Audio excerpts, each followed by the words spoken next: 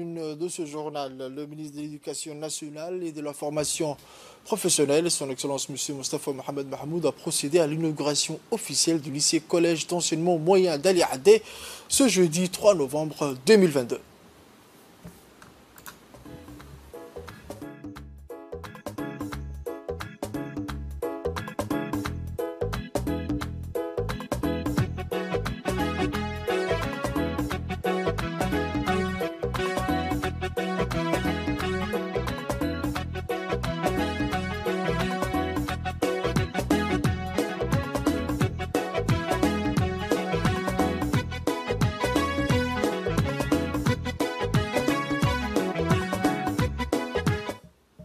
Cette cérémonie d'inauguration a vu la participation de plusieurs personnalités publiques, à commencer par la ministre des Affaires sociales et des Solidarités, Mme Moulouf Ismaël Abdou, les députés de la région Assadjoug, les représentants de la Banque mondiale par intérim, ainsi que le directeur général de l'ADDS, le secrétaire exécutif de l'ONARS. La population du village d'Ali Adé a massivement afflué sur le site de l'établissement scolaire et réservé un accueil triomphal aux officiels, ce qui a donné une dimension festive à cet événement. Le ministre du MENFO et sa collègue du ministère des Affaires sociales et des Solidarités ont immédiatement coupé le ruban pour l'inauguration officielle avant de visiter les salles de classe et les blocs administratifs et sanitaires. Puis le chef du lieu d'Ali Adé et le doyen de la population réfugiée se sont exprimés depuis le podium pour dire toute la fierté et la joie de la population d'Ali Adé.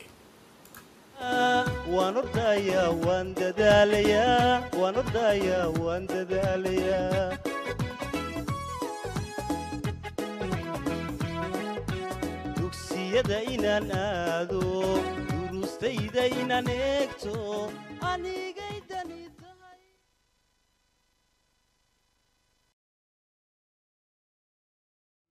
dadkaygay adeegu tahay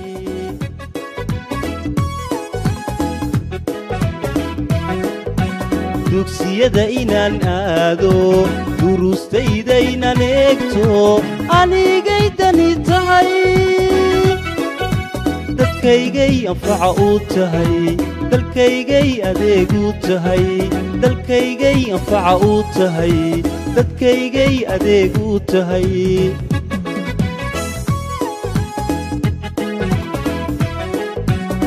waxaad ku gaadhaa ogowa waxbarashada adduunyada waxa hag ogowa waxbarashada dunida albaabkeed ogowa waxbarashada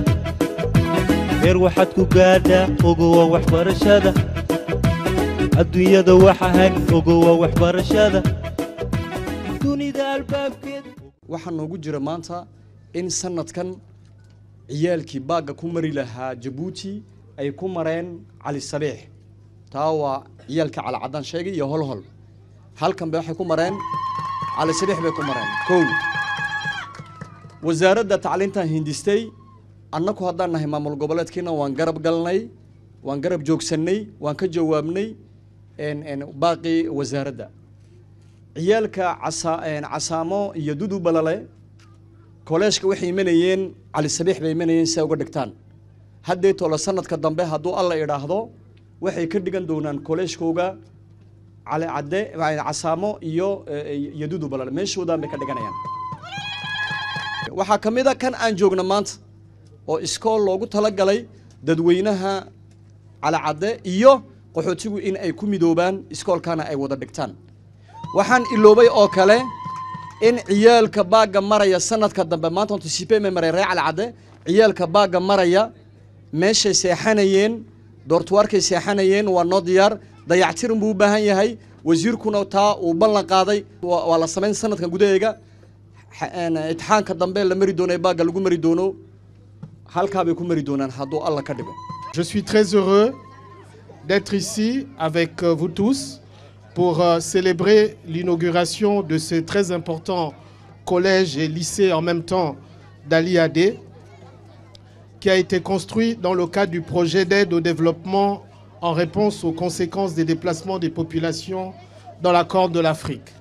Ce projet d'un montant de 30 millions de dollars financé par la Banque mondiale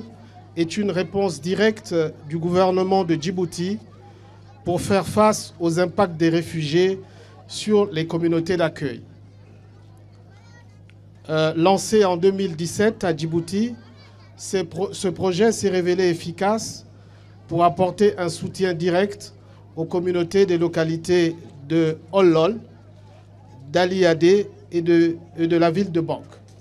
Il n'est qu'une des nombreuses activités d'infrastructure du projet,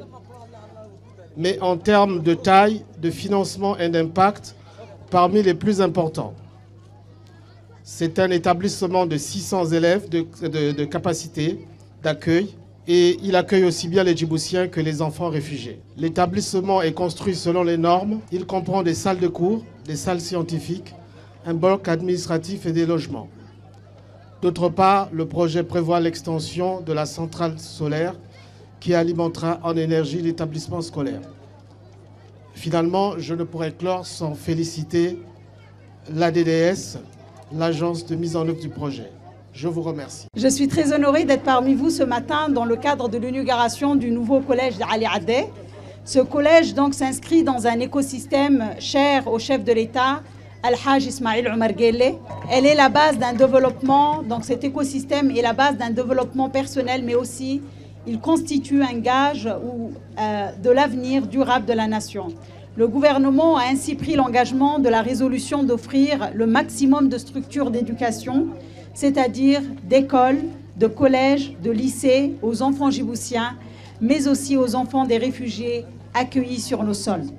On parle bien sûr de villages de réfugiés. À Djibouti, on ne parle plus de camps des réfugiés et c'est un honneur et c'est la vision du chef de l'État également. Cet immense collège d'Ali Adé d'une capacité de 600 élèves est le fruit donc de la coopération entre le gouvernement et notre partenaire, notre plus grand partenaire qui est la Banque mondiale, pour laquelle l'éducation est un des piliers de lutte contre la pauvreté, mais également du renforcement du capital humain. Monsieur le représentant résident, soyez assuré que le gouvernement ainsi que toute la population djiboutienne, notamment celle de Ali Adé, témoigne à travers nous et à travers nos mots leur entière reconnaissance à la banque. Merci infiniment. Je saisis également cette occasion, monsieur le représentant de la banque, pour attirer votre attention que le besoin est encore grand, est encore immense et que nous souhaitons que l'ADDS, l'Agence djiboutienne de développement social, soit davantage dotée de financements qui puissent apporter directement une amélioration des conditions de vie de nos populations les plus reculées et notamment dans le milieu rural. Je voudrais rappeler que ce collège fait partie d'un ensemble d'activités de projets, réponse au développement, aux impacts liés au déplacement dans la carte de l'Afrique, appelé communément Dr Deep, des activités pour améliorer la résilience des populations accueillant les réfugiés, mais aussi pour améliorer les conditions d'intégration de ces populations qui ont choisi notre pays pour s'y réfugier. Pour reprendre une formule du chef de l'État, Djibouti a ouvert pour ces réfugiés ses portes, mais aussi nos cœurs. Les enfants des réfugiés fréquenteront ainsi ce nouveau collège. Avant de terminer, je voudrais bien sûr me tourner vers Monsieur le ministre de l'Éducation. Chers collègues, vous pouvez compter sur l'entière disponibilité de mon département pour vous accompagner dans toute la politique tendant à améliorer et à densifier l'éducation de nos enfants et à renforcer leur capital humain. Enfin, chère population d'Ali Adé, mesdames et messieurs, je vous remercie encore une fois pour votre accueil. Wassalamu alaikum wa rahmatullahi wa barakatuh. marka ugu horeysa horta aniga waxay tahay farxad bay tahay imaadsigaan imiday xagan Ali Adé waayo dugsigan waad ogsootihiin iyo dadaalka xagga waxbarashada aan ka wadno xagan degmada Ali Adé waad ogtihiin haday noqoto xagga soo dhaweynta amba waxbarashada ubadka qaxootiga ah amba ha noqoto dadka kale la degan ee reer Ali Adé waxbarasho maaha waxa la doonayaa inay noqoto waxbarasho tayo leh inay noqoto la doonayaa marka waxa weeyaan imika waxaan gaar heer gaarsiinay ilaa meesha ugu fog ilmaha yar iyo waalidkiisa iyo dadkiisuba iyagoo ku sugan meeshii ay deganaayeen inay waxbarasho taama ku helaan waxbarasho buuxda ku helaan koobaadka ilaa maxaa la yiraahdaa 12aadkaba markaas taasi waad ogsoon doontiin waa dadaal dheer waa dadaal ballaaran waa dadaal culus weeyaan taasina waa tan ku jirno weeyaan dollar sidaan u dala karayno arrintaasina waxaan uga baahanahay inaan garab iyo heel ka helno mas'uuliyiinta degmooyinka waalidiinta degmada waayo waxa weeyaan haday inan tahay iyo ilma dhibaato qaba haduu ilmuhu xitaa curyaan yahay jirkiisa wax ka dhiman yihiin inaad waxbarashadu u furantay inaad ogsoonataan weeyaan ay inkuna waajibkiina tahay ilmihii yaraa in iskoolkii aad keentaan marka taa daraadeed ayaan leeyahay waa inaan istaageersanno